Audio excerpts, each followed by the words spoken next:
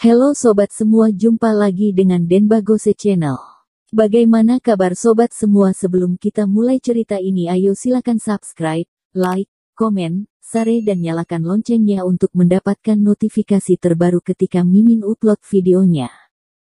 Bab 1317 Peti Mati Bergerak. Satu jarum itu dapat memutuskan hidup dan mati. Satu jarum itu memiliki kekuatan supernatural, tidak kenal ampun terhadap roh jahat. 13 jarum pintu hantu. 13 jarum pintu hantu bukan hanya metode akupuntur, namun lebih merupakan alat tak kasat mata untuk membunuh. Namun, bagi Thomas, yang terpenting saat ini adalah menyelamatkan orang. Jika 13 jarum pintu hantu benar-benar dapat menghidupkan Lily kembali, maka Thomas akan memiliki kepercayaan diri untuk menyembuhkannya. Sambil memegang jarum perak itu di tangannya, Thomas melangkah mundur untuk menang. Tanpa merasa bingung, dia mempercepat langkahnya.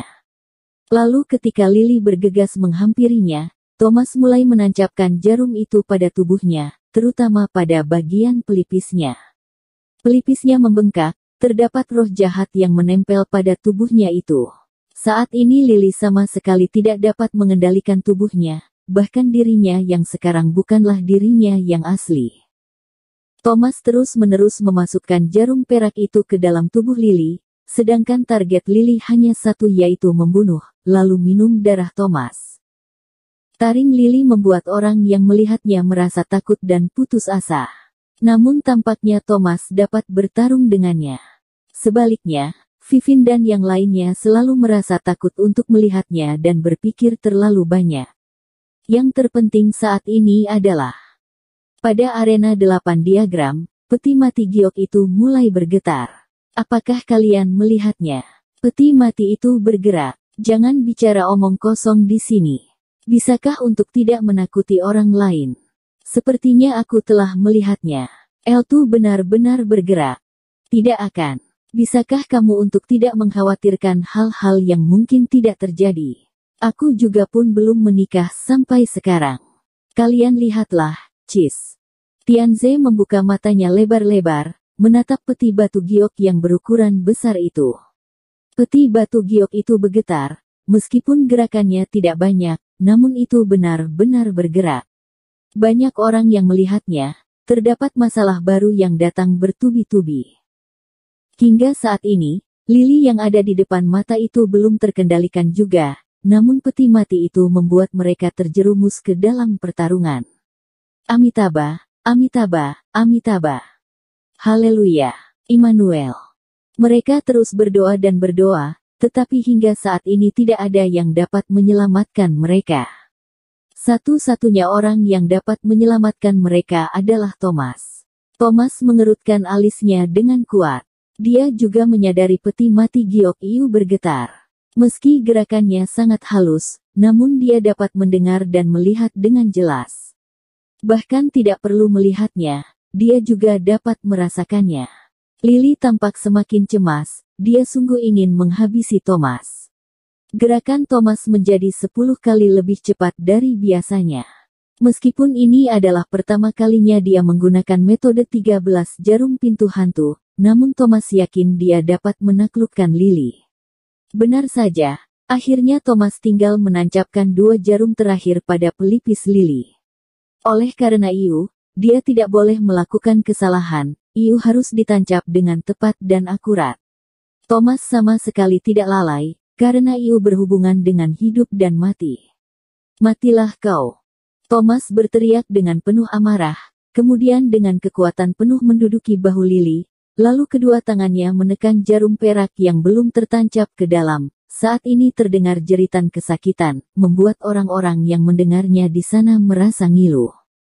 Jeritan Lily sungguh mengerikan, itu terdengar seperti jeritan kucing, anjing, dan serigala. Begitu menusuk, seolah hampir menembus gendang telinga mereka, bahkan masih terngiung-ngiung di telinga mereka. Thomas mengerutkan alisnya, namun pada saat ini, tubuh Lily mulai bergetar, dirinya yang asli mulai kembal, berangsur-angsur pulih, namun masih penuh dengan perjuangan. Mati. Thomas menepuk kepala Lily, lalu dia pun tersandung, kemudian jatuh ke tanah, memuntahkan seteguk darah hitam, bahkan itu terlihat lebih mirip dahak hitam, sungguh sangat menjijikkan. Thomas menghela napas panjang, ekspresi pada wajahnya tampak begitu serius. Akhirnya dia berhasil melenyapkan roh jahat yang hinggap di dalam tubuh Lily. Teknik 13 jarum pintu hantu itu sungguh mengejutkan Thomas. Ini juga adalah pertama kalinya dia bertarung dengan roh jahat seperti itu, bahkan dia hanya mencoba-coba, namun tidak disangka bahwa dia berhasil pada akhirnya. Ketika ingin menancapkan jarum terakhir pada pelipis Lily, Thomas dapat merasa yakin bahwa itu bukanlah Lily yang meraung, namun ialah roh jahat itu. Apa yang telah terjadi denganku? Aku ada di mana? Lily menggelengkan kepalanya keras dan membuka matanya dengan susah payah. Matanya bingung dan tubuhnya sangat lemah. Lily, apakah kamu baik-baik saja? Vivin berteriak pada Lily. Aku baik-baik saja, tapi tubuhku terasa sangat lemas. Kita ada di mana? Ini, kuburan. Lily pun bangkit berdiri, namun karena merasa lemas, seolah hampir pingsan, dia pun terjatuh iagi di depan Thomas. Jangan khawatir, tidak apa-apa. Dia terus melangkah mundur sambil berteriak. Jangan mendekat, jangan kemari, Tampak jelas bahwa jiwa Lily telah mendapat rangsangan, terlebih lagi setelah melihat Thomas. Sepertinya itu karena dia baru saja telah dibangunkan. Dia merasa sangat takut pada dirinya sendiri. Tidak apa-apa Lily, Kak Thomas lah yang telah menyelamatkanmu. Benar Lily. Kamu tidak boleh membalas kebaikannya seperti itu. Kak Thomas adalah penyelamat kita.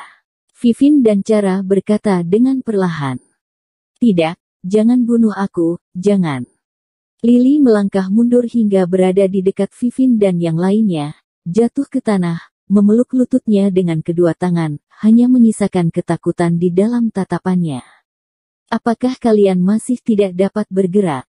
Thomas menatap ke arah Vivin dan yang lainnya, bertanya kepada mereka. Tidak bisa. Jawab Vivin dengan lemas, tampak ada rasa terkejut pada matanya, dia masih tidak dapat merasa tenang. Bukan hanya dia, namun saat ini semuanya tampak seperti semut yang ada di atas panci panas, mereka begitu gelisah dan cemas, tapi tidak dapat berbuat apa-apa. Lily, bagaimana dengan Wang Mian pergi kemana? Thomas bertanya dengan begitu serius. Hanya dengan menemukan Wang Mian, maka dia tidak perlu tinggal lebih lama lagi. Tidak tahu, aku tidak tahu. Biarkanlah aku pergi, tolonglah, lepaskanlah aku. Lily menggelengkan kepalanya dengan putus asa, menutup matanya rapat-rapat. Orang-orang yang ada di sekitarnya pun tidak berani berkata-kata. Thomas pun menggenggam bahu Lily, kemudian dengan lembut menghelus kepalanya, membuat dirinya menjadi lebih tenang. Karena Lily baru saja tersadar, sehingga dia sangat ketakutan, merasa bahwa semua orang ingin mencoba membunuhnya. Dia masih belum dapat mengendalikan kesadarannya sepenuhnya, walaupun Thomas yang telah menyelamatkannya, tetapi sangat sulit baginya untuk memberikan jawaban dalam waktu singkat.